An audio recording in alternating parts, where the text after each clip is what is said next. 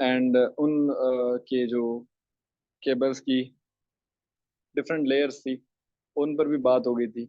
और उसके अलावा जो प्राइमरी सेकेंडरी ट्रांसमिशन लाइंस की या डिस्ट्रीब्यूशन लाइंस की जो डिज़ाइन थी अकॉर्डिंग टू देयर कैपेसिटी, इन पर भी बात हो चुकी थी।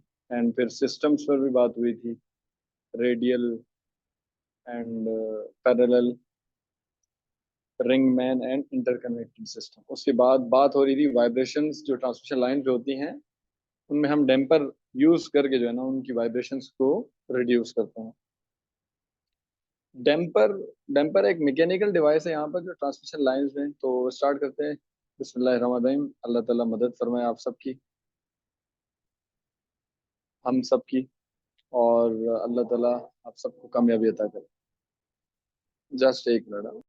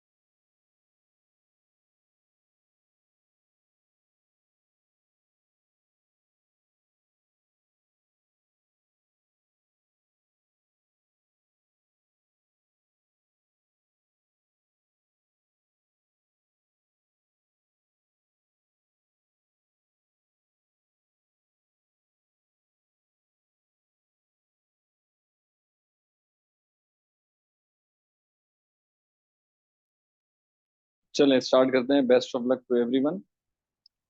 मुझे बड़ी खुशी होगी अगर किसी एक का भी टेस्ट अच्छा हो गया ना मेरी वजह से। तो डैम्पर एक मैकेनिकल डिवाइस है जो ट्रांसमिशन लाइंस में यूज होता है।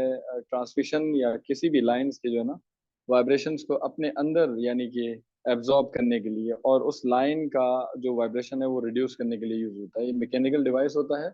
इसमें दो डिफरेंट पोजिशंस पर वेट लगे होते हैं, और स्प्रिंग के तहत ये जो है ना वो उस वेट के बैलेंस करते हुए जो है ना वाइब्रेशंस को रिड्यूस करता है तो इन जी ये ट्रांसमिशन तो लाइंस। जी ये ऑलरेडी कवर, रशीद भाई ये 129 कवर हो चुके थे, काइंडली इस आगे बढ़ें। जी, इंसुलेटर्स पर भी बात हो चुकी थी। एंड हाँ जिसमें हमने pin type, suspension type and shackle या स्ट्रैंड टाइप इंसुलेटर्स की बात की थी। पिन टाइप जो 33 केवी तक यूज हो सकता है, एंड स्ट्रेन या फिर टेंशन टाइप जो इंसुलेटर्स हैं वो किसी भी वोल्टेज लेवल के लिए यूज होते हैं। और ये स्पेशली डेड एंड्स और फिर किसी भी कंडक्टर्स को किसी कॉर्नर पर बेंड करने के लिए यूज होते हैं, और ये मैकेनिकली स्ट्रेंथ भी देते हैं। उसके अलावा सस्पेंडेड जो है ना वो फिर ट्रांसमिशन लाइंस में जहाँ पर हाइयर वोल्टेजेस चाहिए होता है, 11 केवी पर डिस्क होती है, सीरीज में कनेक्ट करते हैं। नंबर ऑफ डिस्क बढ़ते जाते हैं जितना जितना वोल्टेज या टर्मिनल वोल्टेज या फिर लाइन का वोल्टेज बढ़ता जाता है।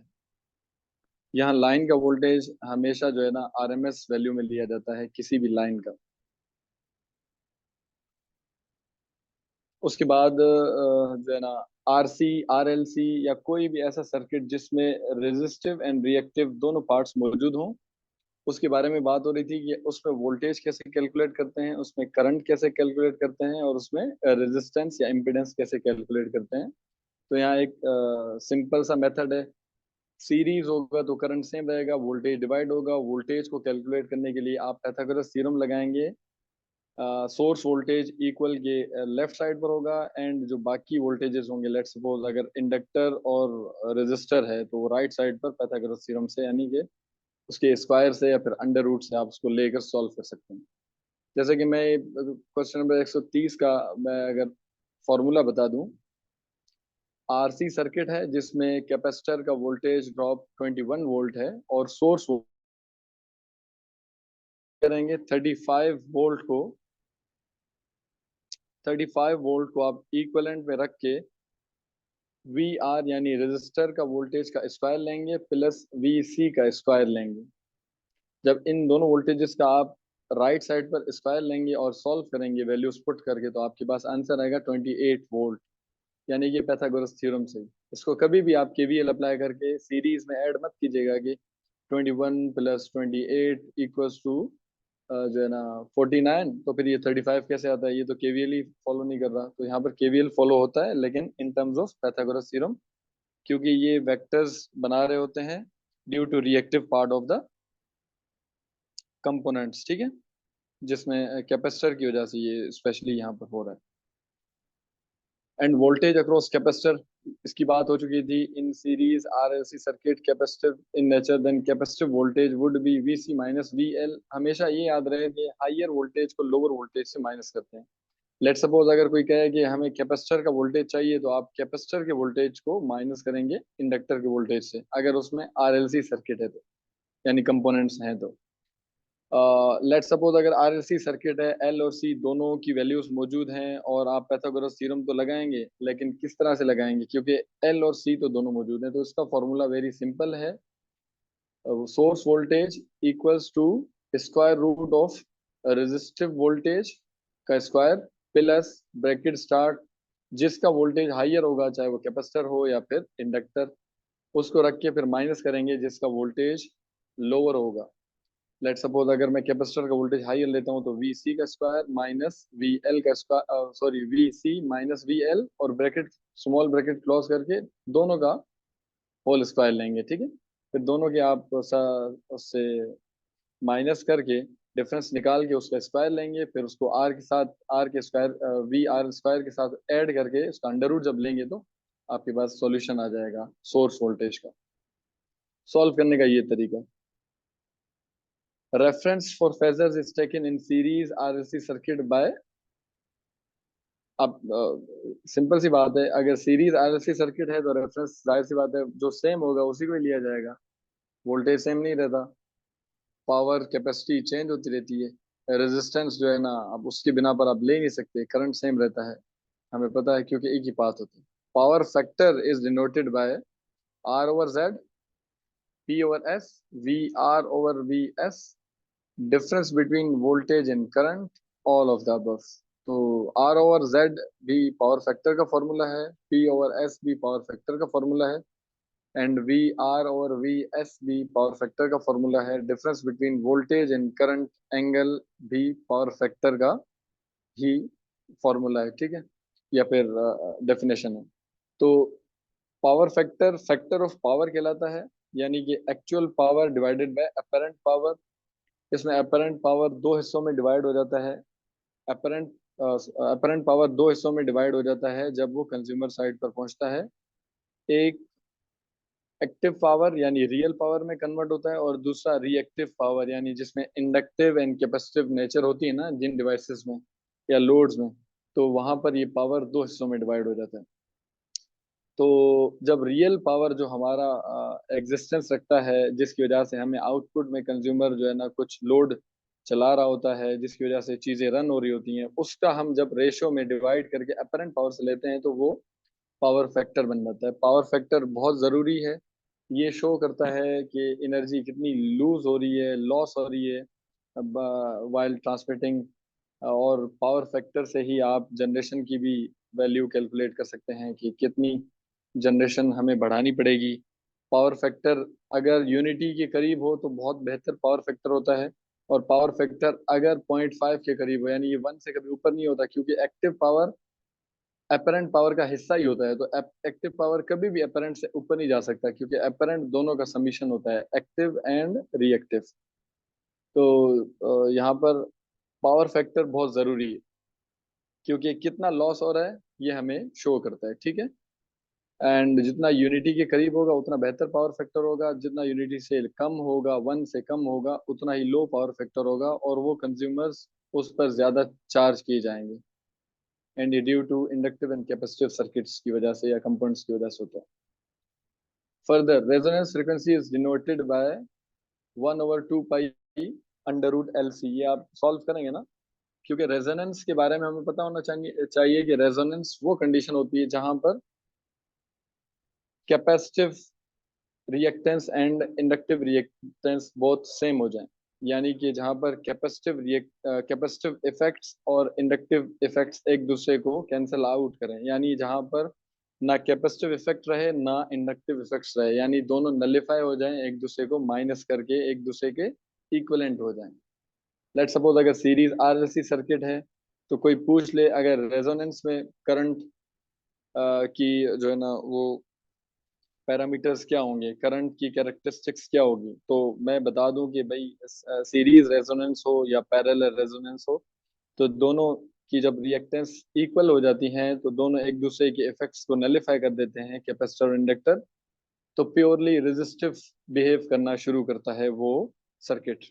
तो यहाँ पर सीरीज है तो प्योरली रेजिस्टिव होगा और यहाँ पर सीरीज में उसकी रेजिस्टेंस जो है ना मिनिमम हो जाएगी, क्योंकि पहले उसमें इंडक्टेंस भी थी, कैपेसिटेंस भी थी। जब कैपेसिटेंस ने इंडक्टेंस के इफेक्ट्स को खत्म कर दिया तो अब सर्किट में सीरीज में सिर्फ रेजिस्टर ही रह गया और उस रेजिस्टर की सबसे मिनिमम उस सर्किट की सबसे मिनिमम वैल्यू रेजोनेंस में होगी अगर हम सीरीज की बात करें, जिसकी वजह से करंट मैग्नीफाई हो जाएगा, यानी करंट की वैल्यू बढ़ जाएगी। तो रेजोनेंस फ्रीक्वेंसी का फॉर्मूला है 1/2 pi under root L C. And resonance वो कंडीशन है जहां पर दोनों अपने इफेक्ट्स को इंडक्टर एंड कैपेसिटर नलिफाई कर दें, कैंसिल आउट कर दें और सर्किट प्योरली रेजिस्टिव बिहेव करे।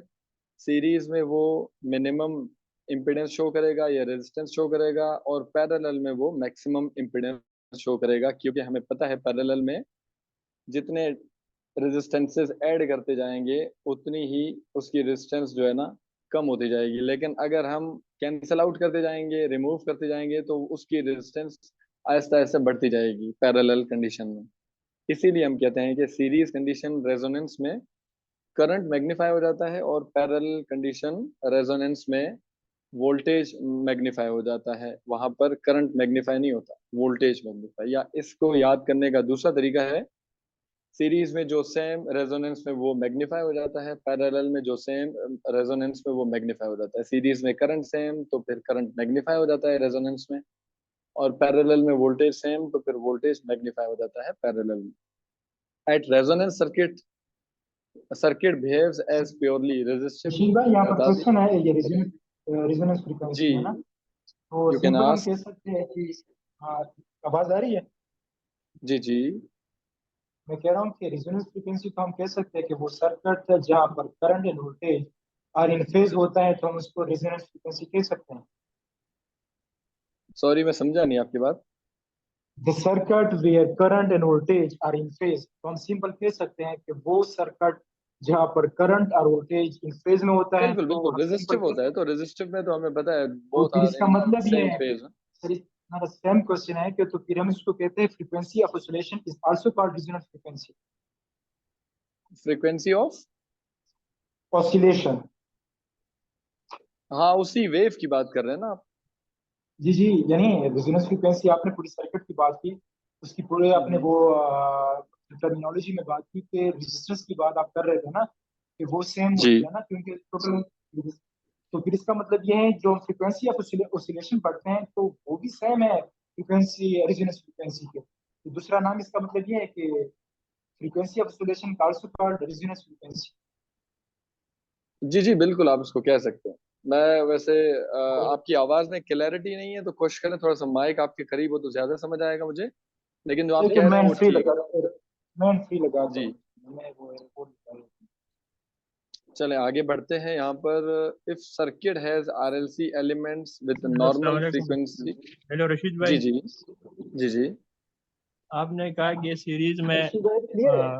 करंट मैग्नीफाई होता है, तो इधर जी बुक जी। में लिखा हुआ है वोल्टेज मैग्नीफाई होता है सीरीज में। कौन सी बुक है सर? वीके मेहता वाली।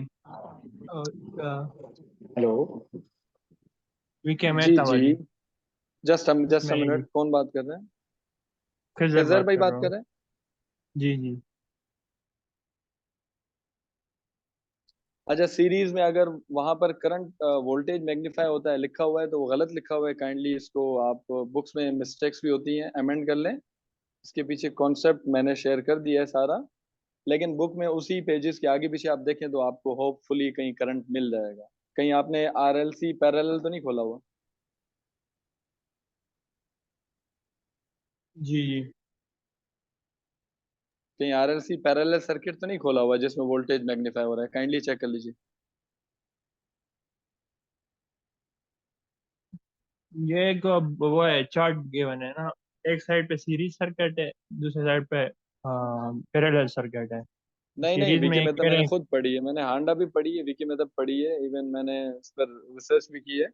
तो विकी मेहता में भी यही लिखा हुआ था कि आप के सीरीज रेजोनेंस सर्किट में ना करंट मैग्नीफाई होता है। और रीजन सिंपल है, सीरीज में जितने रेजिस्टेंसेस ऐड करेंगे ओवरऑल इक्विवेलेंट रेजिस्टेंस बढ़ जाएगी, करंट कम हो जाएगा। जब हम रेजोनेंस की बात करते हैं तो ओवरऑल रेजिस्टेंसेस कम हो जाती हैं due to the nullification of the effects of capacitive and inductive, जिसकी वजह से रेजिस्टेंस लो हो जाती है और करंट बढ़ जाता है। इसको हम कहते हैं करंट मैग्निफिकेशन।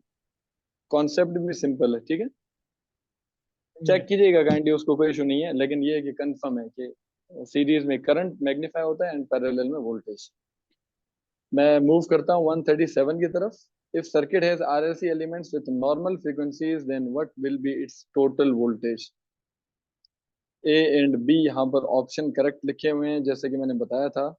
आरएलसी सर्किट्स हों विद नॉर्मल फ्रीक्वेंसीज तो फिर हम उसका total total voltage Pythagoras theorem लगा के सॉल्व कर सकते हैं। V S square equals to V R square plus, क्योंकि एल और सी दोनों मौजूद हैं तो दोनों का हम जो है ना डिफरेंस लेते हैं। अब यहाँ पर मैं सपोज कर रहा हूँ कि कैपेसिटर का वोल्टेज ज्यादा है, तो मैंने V C minus V L का स्क्वायर कर दिया। अगर मैं बी ऑप्शन पे इंडक्टर का वोल्टेज ज्यादा कंसीडर कर लेता हूँ तो V L minus V C का स्क्वायर कर लिया, ठीक है। तो A and B both are right यहाँ पर, क्योंकि उसने ये नहीं बोला है कि कैपेसिटर का वोल्टेज ज्यादा है या इंडक्टर का। लेट सपोज अगर ओके था with a normal frequency having capacitive voltage higher than inductive voltage, then what would be the equation? तो फिर आप फॉलो करते ऑप्शन ए को। Distributor is designed according to the voltage drop, हमने कल भी बात की थी। करंट रेटिंग पर फीडर होता है। डिस्ट्रीब्यूटर एग्जैक्टली वैसे ही होता है जैसे ट्रांसमिशन लाइंस होती हैं। ट्रांसमिशन लाइंस में भी वोल्टेज ड्रॉप जितना हो सके कम हो, उतना ही डिस्ट्रीब्यूटर में जितना हो सके वोल्टेज कम हो। Number of discs required for 132 kV transmission line is, अब अगर हम 11 kV के फॉर्मूले से देखें तो 132 kV ट्रांसमिशन लाइन के लिए जो है ना वो ऑलमोस्ट ऑलमोस्ट 13 डिस्क चाहिए होंगी या फिर 12। लेकिन यहाँ पर 7 to 9 ऑप्शन इज करेक्ट, क्योंकि इसका एक फॉर्मूला है सॉल्व करने का, और जिसकी वजह से एफिशिएंसी भी हर डिस्क की सीरीज में कनेक्ट होने से ना 100% नहीं होती प्रैक्टिकल केस में, उनकी एफिशिएंसीज कम हो जाती है। अगर किसी को उसका फॉर्मूला याद है तो यहाँ पर जो है ना रिमाइंड करा दे। बाकी ऑलमोस्ट जहाँ पर 12 यूज होती है डिस्क, वहां पर हम 9, 8, 9 के दरमियान ले लेते हैं, 2 3 कम करके, क्योंकि क्योंकि उनकी एफिशिएंसी जो है ना कम हो जाती है। स्ट्रिंग एफिशिएंसी की वजह से सर। स्ट्रिंग एफिशिएंसी बिल्कुल उसी की, सस्पेंशन टाइप में हम जो यूज करते हैं। सर यहाँ पर आप नंबर ऑफ इंसुलेटर की बात कर रहे हैं ना? Just a minute, just a minute, एक मिनट। V I divided by under root 3 into 11 plus S F, क्या यही फॉर्मूला है?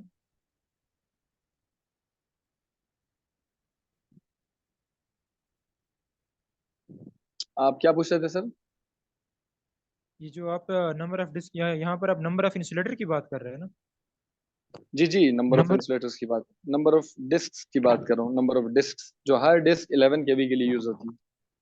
तो वही ना, हमने जो यूनिवर्सिटी के टाइम पे जो पढ़ाया था कि जिस तरह 66 के लिए हम नंबर लाइन वोल्टेज इन केवी अगर 66 है 66 है ना, तो उसके लिए हम हम्म। नंबर ऑफ इंसुलेटर 5 यूज करते हैं। फिर अगर 110 के लिए हैं तो हम 8 यूज करते हैं। 132 के लिए 10 यूज करते हैं। लेकिन थोड़ा सा इस पे ब्रीफ कर ले कि ये नंबरिंग आता किस तरह है, नंबर ऑफ इंसुलेटर वो किस बेस पे देते हैं? ये इसका फॉर्मूला है ना, मैंने बताया ना अभी। ये आप इनबॉक्स चैट में देखें ना, एक फॉर्मूला शेयर्ड भी है। एक मिनट वी एक आई ओवर मिनट। √3 एंड इंटू 11 उसका वैसे भी केवी में आता है। तो इस पर शेयर कर दूंगा, आप टेंशन ना लें यार, इतना बड़ा इशू नहीं है। लेकिन मैं ये बता रहा हूँ कि हम उतने ही, हाँ, नंबर ऑफ डिस्क यूज नहीं करते जितने का वोल्टेज होता है, क्योंकि स्ट्रिंग एफिशिएंसी होती है ना, उस एफिशिएंसी की बेस पर हम उसको यूज कर रहे होते हैं। ठीक है, मैं आगे मूव करना चाहूंगा, क्योंकि यस होपफुली यस जितना यस। हो सके हम डिफरेंट टॉपिक्स कवर कर पाए आज के दिन। लेकिन ये बता दूं कि क्वेश्चन अगर आ जाए कि एक डिस्क कितने वोल्टेज के लिए यूज होती है, तो आपको इतना याद होना चाहिए, 11 kV। ठीक है, और सस्पेंशन में यूज करते हैं, ये पता होना चाहिए। The voltage drop across the suspension type insulator is maximum in, voltage drop सबसे मैक्सिमम स्ट्रिंग एफिशिएंसी की मैं बात करूं, string efficiency is the efficiency of that string which is created by connecting different disc in series. जब हम different insulator disc या फिर उस डिस्क को हम कनेक्ट करते हैं सीरीज में, तो हमारे पास स्ट्रिंग आ जाती है उस इंसुलेटर की, और उसकी एफिशिएंसी हम according to their their leakage current या फिर according to their voltage level between conductor and tower हम कैलकुलेट करते हैं। तो वो उसकी एफिशिएंसी होती है कि ये स्ट्रिंग कितना एफिशिएंट है। और इसका एक फॉर्मूला भी है, इसका एक फॉर्मूला भी है कि लोअर वोल्टेज या जो लोवेस्ट डिस्क का वोल्टेज है वो आप डिवीजन में रखते हैं, एंड ऊपर जो है ना टॉप पर आई थिंक सो लाइन का वोल्टेज होता है। मुझे एग्जैक्टली मेरे जहन में नहीं आ रहा, लेकिन आई विल शेयर दैट, मेरे पास कहीं लिखा हुआ है। तो एफिशिएंसी का एक वोल्टेज कैलकुलेट, एफिशिएंसी कैलकुलेट करने के लिए भी उस डिस्क का उस स्ट्रिंग का ना एक फॉर्मूला भी है। तो उसमें जो लोअर टोटल डिस्क या फिर वी सर वो वी जो शो फार्मूला इस कर रहा तरह है होता है ना। कि जी जी। टोटल लाइन वोल्टेज होता है जो जो सारे इंसुलेटर्स पे आता है, और जो हम्म। फिर डिवाइड बाय करते हैं एन मल्टीप्लाई बाय जो कंडक्टर के करीब जो इंसुलेटर होते हैं वो हाँ हाँ। करते हैं। जी जी, बिल्कुल बिल्कुल। मतलब कि V T total voltage of line कह सकते हैं, terminal voltage of line divided by N number of disc and multiply by, उसी एन को जब हम मल्टीप्लाई करते हैं ना उसके साथ, वी बी के साथ, या वी लोअर वोल्टेज, जो लोअर डिस्क नहीं होती जो कनेक्टेड होती है कंडक्टर के करीब, उसके वोल्टेज ड्रॉप के साथ जब हम कनेक्ट करते हैं, मल्टीप्लाई करते हैं एन को, तो इससे आपकी एफिशिएंसी आती है। 100 से मल्टीप्लाई करते हैं एट द एंड ना। लेट सपोज टर्मिनल वोल्टेज 132 है, और नंबर ऑफ डिस्क हम उसमें उसमें हमने 8 यूज किए हैं, तो n इक्वल्स टू 8 हो जाएगा, एंड मल्टीप्लाई करेंगे हम। अब जो इंसुलेटर के करीब वाला, लेट सपोज लोवेस्ट डिस्क का वोल्टेज मैं कंसिडर कर लेता हूँ 10 10 kV आप कंसिडर कर लें। तो जब उसको नीचे डिवीजन में और मल्टीप्लिकेशन में जब आप सॉल्व करेंगे, तो आपके पास उस स्ट्रिंग की एफिशिएंसी आएगी। वो एफिशिएंसी आइडियल केस से लोअर होती है, उसको बढ़ाने के लिए हम गार्ड रिंग्स यूज करते हैं उसी इंसुलेटर्स में, सस्पेंशन इंसुलेटर की स्ट्रिंग में। ठीक है, गार्ड रिंग यूज करते हैं, तो उसका ये बेनिफिट होता है कि जो स्विचिंग ओवर वोल्टेजेस हैं या फिर जो उस गार्ड रिंग के दरमियान की एयर होती है, अगर कोई हाईयर वोल्टेज या ट्रांजिएंट वोल्टेज आ जाता है, तो वो उस एयर को आयनाइज करके वहां से उस स्पार्क को, उस करंट को या उस हायर वोल्टेज को ग्राउंड करता है, बजाय इंसुलेटर्स के अंदर से गुजरने से। इंसुलेटर के अंदर से गुजरा हायर वोल्टेज और करंट जो उसमें से लीकेज हो रहा है, उसकी वजह से इंसुलेटर पंक्चर भी हो जाते हैं और इंसुलेटर ब्रेक भी हो जाते हैं। यानी कि उनकी पंक्चर होने की वजह से पूरा का पूरा इंसुलेटर आपको रिप्लेस करना पड़ेगा, पूरा का पूरा इंसुलेटर आपको रिप्लेस करना पड़ेगा।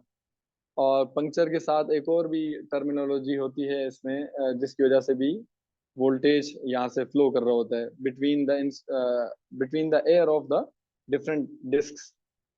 एक पंक्चर होता है, दूसरा काइंडली कोई रिमाइंड करा दे क्या होता है।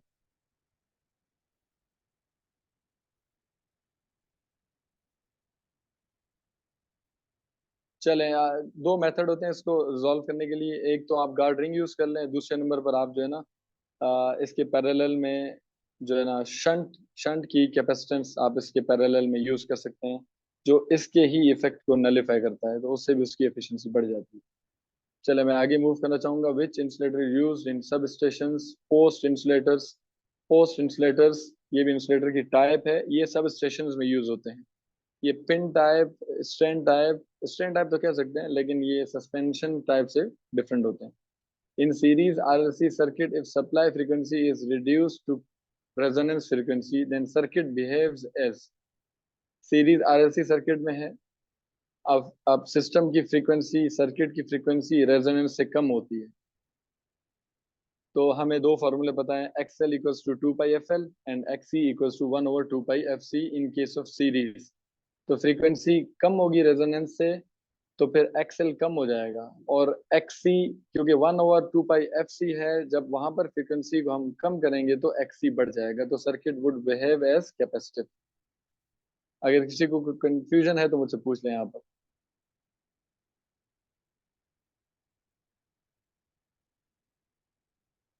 चल, इन सीरीज सर्किट अगर फ्रीक्वेंसी, सप्लाई फ्रीक्वेंसी कम हो जाए रेजोनेंस से, तो सर्किट कैपेसिटिव हो जाएगा, क्योंकि वो इन्वर्सली प्रोपोर्शनल है उसके। और अगर फ्रीक्वेंसी बढ़ जाए तो फिर जो डायरेक्टली प्रोपोर्शनल है यानी कि इंडक्टिव, तो circuit would behave as inductive.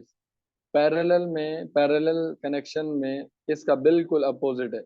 यहाँ पर जिसमें कैपेसिटिव हो रहा है वहां पर उसमें इंडक्टिव होगा, यहाँ पर जिसमें इंडक्टिव हो रहा है वहां पर उसमें कैपेसिटिव होगा। उसके पीछे रीजन ये है कि पैरेलल कनेक्शन में जैसे हम आर पैरेलल बाय आर, हम इसको सॉल्व करने के लिए यूज करते हैं R/2, यानी कि R अब आधा हो जाता है। तो यहाँ पर जब इंडक्टेंस एंड कैपेसिटेंस जब पैरेलल में कनेक्ट होंगी, तो उनके इफेक्ट्स भी जो है ना पैरेलल होने की वजह से रेसिप्रोकल हो जाएंगे। पहले XL directly proportional to frequency था सीरीज में, तो अब XL inversely proportional to frequency होगा पैरेलल में। और पहले XC inversely proportional to frequency था सीरीज में, एंड अब XC directly proportional to frequency होगा पैरेलल कनेक्शन में। क्यों? क्योंकि 1/XC करेंगे पैरेलल कनेक्शन में, तो XC का अपना फॉर्मूला है 1/2πfC। तो जब वो डिनोमिनेटर में 1/2πfC आएगा, तो वो नीचे 2πfC वाला जो है ना ऊपर जाकर 1 से उस A से जाकर मल्टीप्लाई होगा, तो वो डायरेक्टली प्रोपोर्शनल हो जाएगा।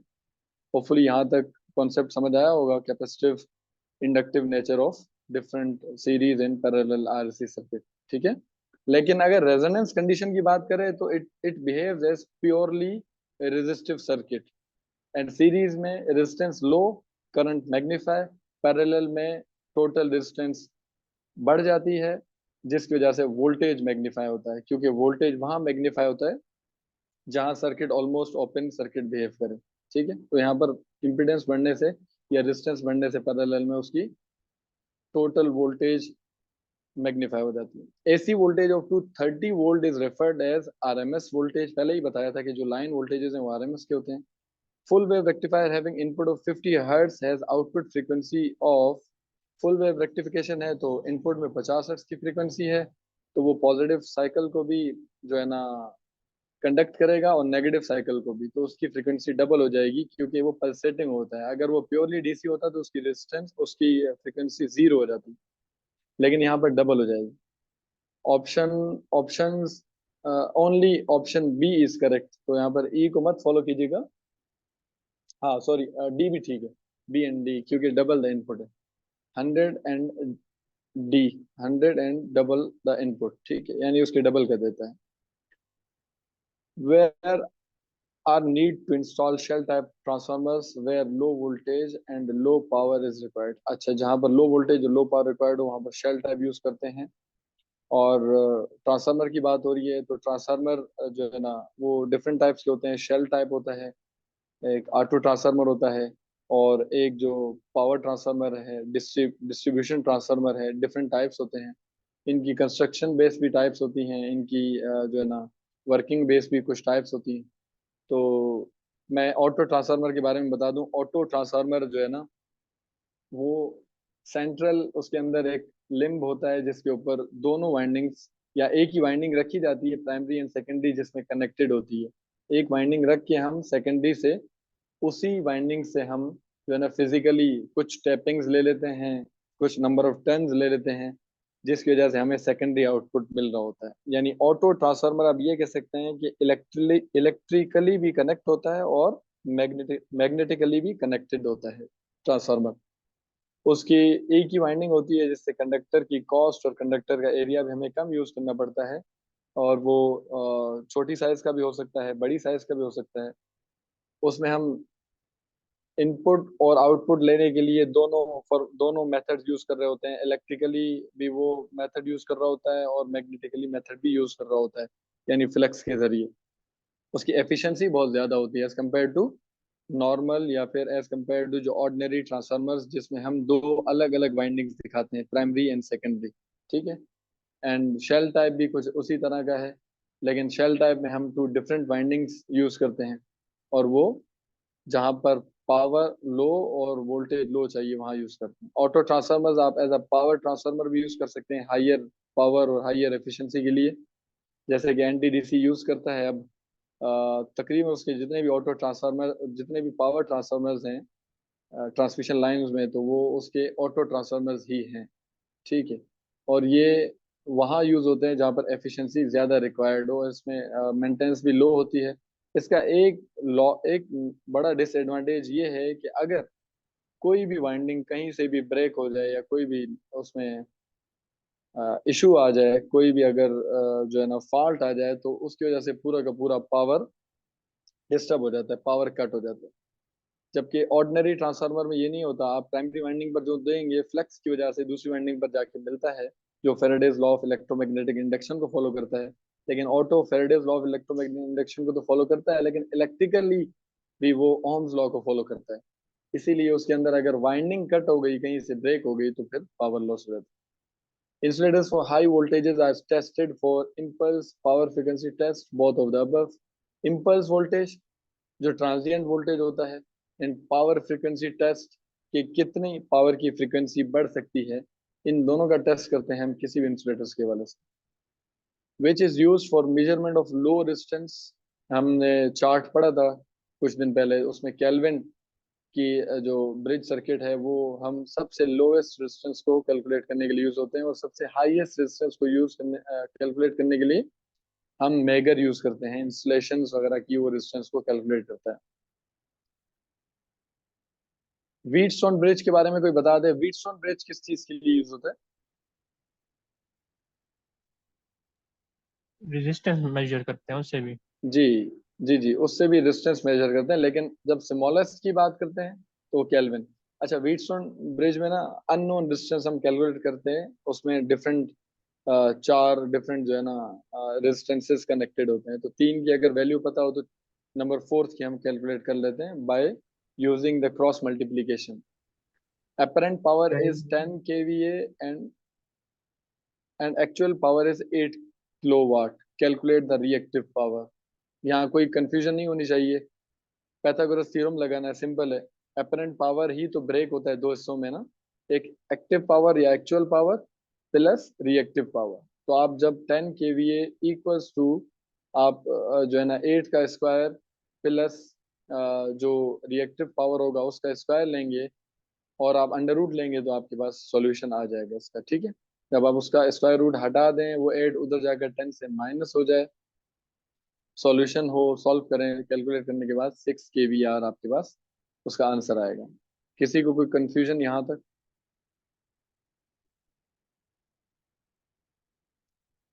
क्योंकि रिएक्टिव पावर चाहिए तो वो kVAR में होता है, इसमें kV kilo, V for voltage and A for ampere. सिर्फ R इसमें एक डिफरेंट चीज है, जिस जो